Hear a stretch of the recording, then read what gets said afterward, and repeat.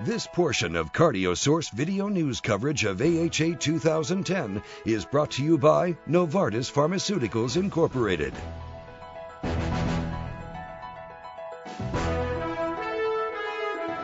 Well, I'm here with Dr. Adrian Hernandez of Duke, who will tell us about the key results of a long-awaited trial, the Ascend heart failure trial, looking at Nesiritide. Now, Adrian, let me ask you, this is an agent that we use for heart failure, but that's had a bit of a checkered past. Can you bring us up to speed as to how we got to this trial? Yeah, so it's a very interesting story. In 2001, it was approved by the FDA, and it really had a great market uptake. But then in 2005, two meta-analyses came and questioned whether there was a mortality risk and a risk for renal dysfunction. And so really it changed the story in terms of Nesiritide's use. We're fortunate to have Dr. Braunwald chair a panel and say a clinical trial needs to be done to examine the effectiveness of Nesiritide and the safety, and that was Ascend. Okay. So as a vasodilator approach to diuresing a patient coming in at heart failure, this is really a different mechanism that you apply to lots of patients. Yeah, so this is actually the largest acute heart failure trial ever done, so over 7,000 patients. And while there's been a lot of interest in terms of using vasodilators in acute heart failure, it's not very common a practice. Yeah. And so really Nesiritide was that test in terms of examining what the role of Nesiritide is in patients that come in with acute heart failure. Does it help their breathing? And also, more importantly, does it help outcomes? Right. Well, so I think the key question was mortality, but then also how did it work? So what did you find? Yeah, so I think in terms of the impetus of the trial, in terms of safety, that it was clearly Nesiritide safe, that there was no harm regarding mortality, no harm regarding renal function. In fact, the placebo group for the death readmission endpoint was 10.1%, and for Nesiritide was 9.4%. So lower, but not statistically significant.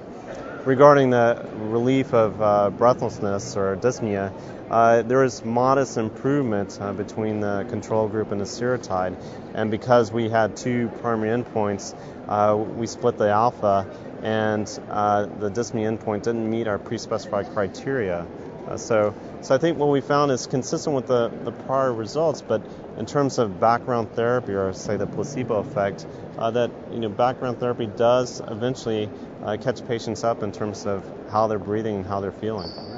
So what would you say for me who would face some of these patients? Which type patients would you think about? Looks like it would apply to some but not all patients. Yeah, and I think that's an important aspect of the trial, is that this was an all-comers trial. So really the principle was that to keep it simple, if patients had a sign or a symptom of heart failure, they could be enrolled in the trial.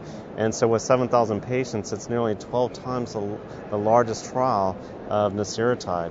And so within that, we see some interesting patient profiles that do have an effect with Nesiritide, with all the caveats of looking back. But really, it's the patients who are sicker, who come in earlier in their hospital, patients who have a low ejection fraction, the patients who have more symptomatic, and who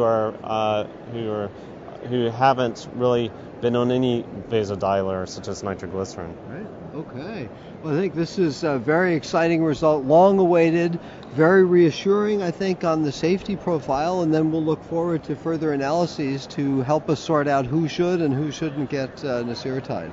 Well, I'm Chris Cannon for CardioSource Video News.